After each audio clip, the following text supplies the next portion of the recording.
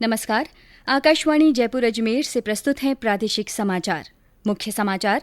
प्रदेश में मानसून 20 से 25 जून के बीच पहुंचने की संभावना। पश्चिमी विक्षोभ के प्रभाव से पश्चिमी राजस्थान के कुछ स्थानों पर आज और कल हो सकती है बारिश।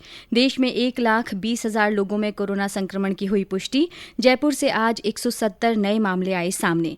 राज्य में अब तक 1,76,20,000 से ज्यादा लोगों को लगाया गया कोविड का टीका। आज 1,28,129 लोगों का हुआ वैक्सीनेशन। प्रधानमंत्री नरेंद्र मोदी ने कहा, स्वच्छ ऊर्जा के लाभ कृषि क्षेत्र तक पहुंचे। इथेनॉल मिश्रण संबंधी रिपोर्ट जारी की। और प्रदेश में आज विश्व पर्यावरण दिवस पर हुए विभिन्न कार्यक्रम आयोजित। कई स्थानों पर पौधे लगाए गए। समाचारों के साथ मैं माधुरी वशिष्ठ।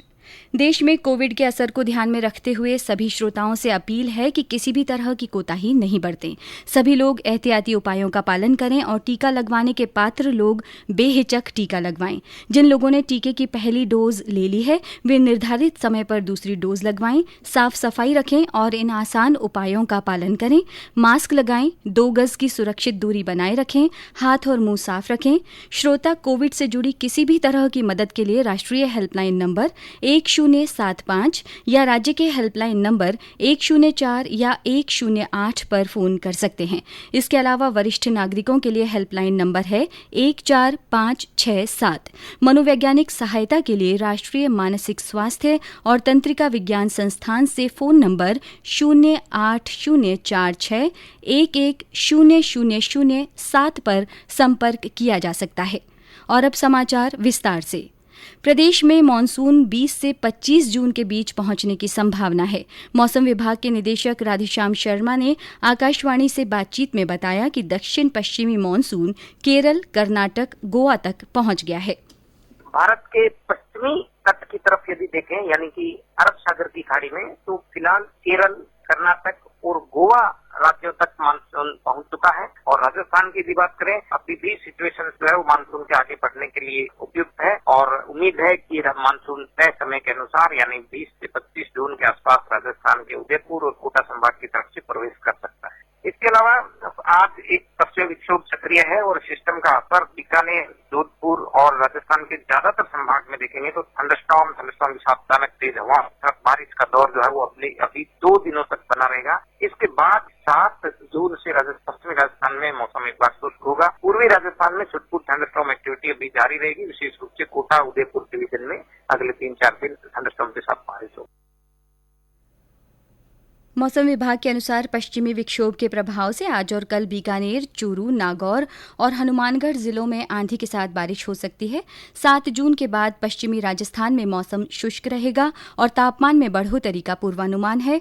वहीं पूर्वी राजस्थान के जयपुर, कोटा, भरतपुर, उदयपुर और अजमेर संभाग के जिलों के कुछ स्थानों पर अगले 2-3 दिन दोपहर बाद तेज हवाओं के साथ हल्की से मध्यम दर्जे की बारिश के आसार हैं। आज अलवर, झुंझुनू, बीकानेर, सीकर, करौली, सवाई माधोपुर और टोंक से बारिश के समाचार मिले हैं। वहीं चूरू और जयपुर में दोपहर बाद से बादल छाए हुए हैं। पिछले 24 घंटे में देश में 1,20,000 लोगों में संक्रमण की पुष्टि हुई। यह संख्या पिछले 58 दिन में सबसे कम है। इस दौरान 1,97,000 से ज्यादा लोग स्वस्थ हुए। कोविड से ठीक होने की राष्ट्रीय दर में लगातार सुधार हो रहा है और इस समय यह दर 93.38% है। प्रदेश में आज जयपुर जिले में कोरोना संक्रमण के 170 नए मामले मिले। चिकित्सा और स्वास्थ्य विभाग ने बताया कि ब्लैक फंगस के उपचार में काम आने वाले इंजेक्शन आज शाम विशेष विमान से जयपुर पहुंच गए हैं। कोरोना संक्रमण के बीच भामाशाहों का सहयोग भी जारी है। जयपुर के श्री स्वामी नारायण मंदिर की ओर से टोंक जिले के लिए 5 ऑक्सीजन कंसंट्रेटर आज भेंट किए गए। राष्ट्रव्यापी टीकाकरण अभियान के तहत अब तक 22 करोड़ 78 लाख से अधिक टीके लगाए जा चुके हैं।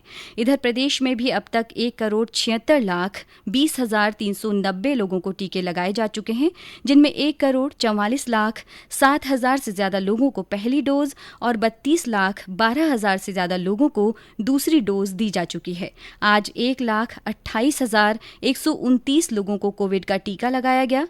बीकानेर सीमा सुरक्षा बल BSF बीएसएफ में सभी जवानों का वैक्सीनेशन हो गया है। सेक्टर के बीएसएफ डीआईजी पुष्पेंद्र सिंह राठौड़ ने आकाशवाणी से बातचीत में बताया कि वहां अभी कोई भी जवान कोरोना से संक्रमित नहीं है। बीएसएफ में कोविड के तकरीबन केसेस जो है वही है, जिसमें बॉर्डर के जवान जो छुट्टी जाते हैं, जब गांवों से ट्रेवल होकर, ट्रेन में ट्रेवल करके, बसों में ट्रेवल करके जब कैंपस में आते हैं, तब उनमें सिम्टम्स पाए जाते हैं और वो कोरोना से पीड़ित हो जाते हैं। तो उसके लिए हम लोगों ने ये प्लान किया है कि जो बंदा छुट्टी से आता है उसको सबसे पहले हम लोग को क्वारंटीन में डालते हैं और उनका फिर टेस्ट करवाते हैं। उसके बाद ही उसको हम बॉर्डर पे आगे ड्यूटी पे भेजते हैं। इसके अलावा सोशल डिस्टेंसिंग के लिए हमने क्लियर गाइडलाइंस इशू कर रखी है। सबको मास्क लगाना बहुत जरूरी है और जितने भी गाइडलाइन सरकार की, सेंट्रल गवर्नमेंट ऑफ इंडिया की गाइडलाइंस, उसको हम पूरा तरीके से फॉलो कर रहे हैं। एक बार जो के अंदर कोई ऐसे सिम्टम्स डेवलप होते हैं तो उसके लिए हमने अपने कोविड केयर सेंटर बना रखे हैं, उनको हम ट्रीट कर रहे हैं। हमारे तकरीबन 99.9% सब वैक्सीनेटेड बॉयज, और एक आधा कोई आदमी जो है छुट्टी पे गया है या कोई किसी के कोई बहुत ही ज्यादा इलनेस है जिसको हम वैक्सीन नहीं दे सकते, उन लोगों को छोड़कर। केंद्र सरकार की ओर से कोरोना के प्रति जागरूकता लाने के लिए जन आंदोलन चलाया जा रहा है। इसी के तहत आकाशवाणी जयपुर के समाचार बुलेटिनों में प्रसारित की जा रही विशेष श्रृंखला जनता का संदेश, जनता के नाम में सुनिए हमारे एक श्रोता का संदेश। मैं श्री राम जानी, गांव थोक, तहसील ओसिया, जिला जोधपुर से आप सभी देशवासियों को नमस्कार। आप जब भी घर से बाहर निकले तो मास्क जरूर लगाकर निकले, 2 गज की दूरी बनाए रखें और अपने हाथ मुंह साफ रखें। साबुन से हाथ बार बार धोते रहें। खासतौर से बच्चों और बुजुर्गों का ख्याल रखें। बीमार होने पर चिकित्सक से सलाह अवश्य लें। अफवाहों पर ध्यान नहीं देवें। हमारे अन्य श्रोता भी कोरोना जन जागरूकता आंदोलन से जुड़ सकते हैं। जो लोग कोविड टीका लगवा चुके हैं वे भी अपना संदेश भेज सकते हैं। इसके अलावा मास्क पहनने, व्यक्तिगत स्वच्छता और साफ सफाई पर जोर देने वाले संदेश भी रिकॉर्ड कर या टाइप कर हमारे व्हाट्सएप नंबर 9414052368 पर भेजे जा सकते हैं। चयनित संदेशों को आगामी बुलेटिनों में शामिल किया जाएगा। कोविड-19 से बचाव और सुरक्षित रहने के 3 उपाय। मास्क लगाएं, 2 गज दूरी है जरूरी, सुरक्षित दूरी रखें, हाथ और मुंह साफ रखें। ये समाचार आकाशवाणी जयपुर अजमेर से प्रसारित किए जा रहे हैं। आज विश्व पर्यावरण दिवस है।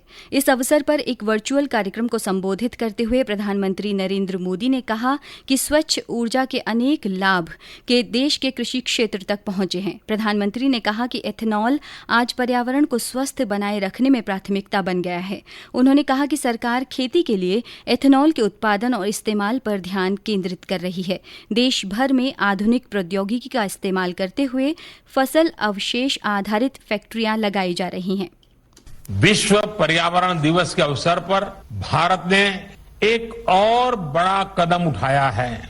इथेनॉल सेक्टर के विकास के लिए एक विस्तृत रोड मैप आज अभी मुझे जारी करने का सौभाग्य मिला है। देश भर में इथेनॉल के उत्पादन और वितरण से जुड़ा महत्वाकांक्षी E100 पायलट प्रोजेक्ट भी पुणे में लॉन्च किया गया है। हम अपने तय लक्ष्यों को समय पर हासिल कर पाएं, इसके लिए मैं बहुत बहुत शुभकामनाएं देता हूं। प्रधानमंत्री ने कहा कि जलवायु परिवर्तन प्रदर्शन सूचकांक में भारत विश्व के 10 शीर्ष देशों में शामिल है। भारत सौर ऊर्जा के क्षेत्र में व्यापक वैश्विक दृष्टिकोण के साथ आगे बढ़ रहा है। हाल के वर्षों में सौर ऊर्जा के उत्पादन में 15% वृद्धि हुई है। सरकार गुजरात के कच्छ क्षेत्र में हाइब्रिड ऊर्जा पावर प्लांट लगा रही है। श्री मोदी ने कहा कि किसानों के लिए कचरे और कृषि अवशेषों से ऊर्जा पैदा करने के उपाय अपनाए जा रहे हैं। प्रधानमंत्री ने इस अवसर पर देश के विभिन्न भागों के किसानों से बातचीत भी की। प्रधानमंत्री नरेंद्र मोदी ने भारत में इथेनॉल मिश्रण 2020 से 2025 की रूपरेखा के बारे में विशेषज्ञ समिति की आज एक रिपोर्ट जारी की। यह रिपोर्ट नीति आयोग ने पेट्रोलियम और प्राकृतिक गैस मंत्रालय के सहयोग से तैयार की है। इस रिपोर्ट में इथेनॉल मिश्रित पेट्रोल उत्पादन क्षमता और इस्तेमाल को बढ़ाने की कई सिफारिशें की गई हैं। इससे प्रदूषण के स्तर को कम करने और पेट्रोलियम उत्पादों के आयात पर खर्च होने वाले राजस्व की बचत करने में मदद मिलेगी। प्रदेश में भी विश्व पर्यावरण दिवस के अवसर पर कई कार्यक्रम आयोजित किए जा रहे हैं। वन विभाग की ओर से प्रदेश भर में अलग अलग स्थानों पर वृक्षारोपण किया गया। दौसा के शहरी पीएचसी में आयुर्वेदिक दवाइयों के गुण वाले अश्वगंधा और गिलॉय जैसे पौधे लगाए गए। सवाई माधोपुर में एसपी किरण कंग सिद्धू की अगुवाई में ग्रोथ सेंटर पुलिस चौकी में पौधरोपण किया गया। साथ ही जिले में घर घर औषधि योजना के तहत अगले 5 वर्षों में वन विभाग की ओर से 7.5 लाख से अधिक परिवारों को औषधीय पौधे वितरित किए जाएंगे। बीकानेर में कृषि विश्वविद्यालय परिसर सहित कई इलाकों में पौधरोपण के कार्यक्रम हुए। जयपुर मिलिट्री स्टेशन पर नीम और आंवला सहित कई उपयोगी वृक्षों के 1300 पौधे लगाए गए। टोंक के ट्री मैन विष्णु लांबा ने 5 करोड़ पौधे लगाने का लक्ष्य रखा है। श्री लांबा अब तक 50 लाख पौधे लगा चुके हैं। विधानसभा अध्यक्ष डॉक्टर सीपी जोशी ने एक वर्चुअल कार्यक्रम के जरिए राजसमंद के वन विभाग के अधिकारियों और जनप्रतिनिधियों से बात की और कहा कि प्रकृति के साथ संतुलन बनाए रखने के लिए अधिक से अधिक पौधे लगाए जाने चाहिए। सीकर के सांसद सुमेधानंद सरस्वती ने लोगों से आह्वान किया है कि वे ज्यादा से ज्यादा पौधे लगाएं ताकि सकारात्मक ऊर्जा का संचार हो और ऑक्सीजन की मात्रा भी बढ़े। बंधुओं, आज हमें एक संकल्प लेना है। हम वृक्षारोपण करें, स्वच्छता का ध्यान रखें। जहाँ भी हमारे पास में कोई इस प्रकार का स्पेस हो, जहाँ कोई विद्यालय है, कोई खेत है, कोई तालाब है, कोई जोड़ा है, कोई सड़क है, यदि हमारे पास बड़े पेड़ लगाने का स्थान है तो हम बड़े पेड़ों का रोपण करें। यदि किसी कारण से हमारे पास बड़े पेड़ लगाने का स्थान नहीं है तो हम अपने घर में गमलों के अंदर तुलसी, इसके अतिरिक्त एलोवेरा और औषधीय वृक्षों का रोपण करें। उससे हमें एक सकारात्मक वातावरण मिलेगा और हम अपने जीवन के अंदर जहां हमें ऑक्सीजन मिलेगी, हमें प्रकृति के प्रति प्रेम होगा, हम स्वस्थ भी रहेंगे। इसलिए आइए आज हम ये संकल्प लें कि हम घर में, घर के बाहर, खेतों में, जंगल में, सब जगह वृक्ष लगा करके पर्यावरण दिवस के अवसर पर हम लोगों को बचाएंगे, उनको प्राणवायु देंगे। यही मेरा आप सबसे आग्रह है। धन्यवाद। झालावाड़, सिरोही, चूरू, टोंक, जैसलमेर, झुंझुनू, बांसवाड़ा से भी इस अवसर पर पौधे लगाने के समाचार मिले हैं। बूंदी में उमंग संस्था द्वारा ऑनलाइन पोस्टर प्रतियोगिता आयोजित की गई, जिसमें बड़ी संख्या में लोगों ने भाग लिया। मुख्यमंत्री अशोक गहलोत ने ट्वीट कर कहा कि साफ पर्यावरण हर जीव के लिए जरूरी है और मौजूदा हालात में कोविड महामारी को खत्म करने के लिए प्रकृति के साथ रहना जरूरी है। केंद्रीय वन और पर्यावरण मंत्री प्रकाश जावड़ेकर ने कहा है कि भारत उन कुछ देशों में शामिल है जहां पिछले 10 सालों में वन क्षेत्र बढ़ा है। विश्व पर्यावरण दिवस पर श्री जावड़ेकर ने कहा कि देश में वन और वृक्ष क्षेत्र कुल भौगोलिक क्षेत्र के 8 लाख वर्ग किलोमीटर तक फैल गया है। उन्होंने कहा कि भारत में समृद्ध वन्य जीवन और जैव विविधता है। पिछले 7 वर्षों में बाघों की संख्या में लगातार बढ़ोतरी वन्य जीव और पर्यावरण संरक्षण को लेकर सरकार की प्रतिबद्धता को दर्शाती है। सूचना और प्रसारण मंत्रालय ने आज ट्विटर को नए आईटी नियमों का अनुपालन करने के लिए अंतिम नोटिस भेजा है। सूचना प्रौद्योगिकी मंत्रालय ने मौजूदा कानून का तत्काल पालन करने के लिए ट्विटर को अंतिम नोटिस भेजने का फैसला किया। बिचौलिया संबंधी नए दिशा निर्देश और नियम 26 मई से लागू हो गए थे। सोशल मीडिया बिचौलियों को अनुपालन के लिए दी गई 3 महीने की अवधि समाप्त होने के बाद ट्विटर को अभी भारत में मुख्य अनुपालन अधिकारी, नोडल संपर्क अधिकारी और शिकायत निवारण अधिकारी की नियुक्ति भी करनी है।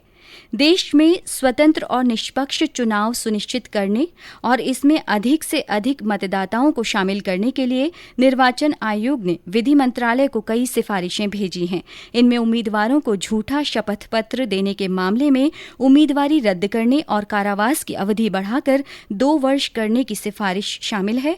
निर्वाचन आयुक्त सुशील चंद्रा ने बताया कि आयोग ने 18 वर्ष की आयु होने पर लोगों के नाम मतदाता सूची में शामिल करने के लिए 1 से अधिक कट ऑफ तारीख तय करने के बारे में विधि मंत्रालय को आवश्यक संशोधन करने के भी सुझाव दिए हैं। वर्तमान नियमों के अनुसार केवल उन्हीं लोगों के नाम मतदाता सूची में शामिल किए जाते हैं जो 1 जनवरी तक 18 वर्ष के हो चुके हैं। मतदाता पहचान पत्र को आधार कार्ड से जोड़ने का भी सुझाव दिया गया है। और अंत में मुख्य समाचार एक बार फिर। प्रदेश में मानसून 20 से 25 जून के बीच पहुंचने की संभावना है। पश्चिमी विक्षोभ के प्रभाव से पश्चिमी राजस्थान के कुछ स्थानों पर आज और कल बारिश हो सकती है। देश में 1,20,000 लोगों में कोरोना संक्रमण की पुष्टि हुई। जयपुर से आज 170 नए मामले सामने आए हैं। राज्य में अब तक 1,76,20,000 से ज्यादा लोगों को कोविड का टीका लगाया गया। आज 1,28,129 लोगों का वैक्सीनेशन हुआ। प्रधानमंत्री नरेंद्र मोदी ने कहा कि स्वच्छ ऊर्जा के लाभ कृषि क्षेत्र तक पहुंचे हैं। इथेनॉल मिश्रण संबंधित रिपोर्ट भी जारी की। और प्रदेश में आज विश्व पर्यावरण दिवस पर विभिन्न कार्यक्रम आयोजित हुए। कई स्थानों पर पौधे लगाए गए। इसी के साथ प्रादेशिक समाचार बुलेटिन समाप्त हुआ।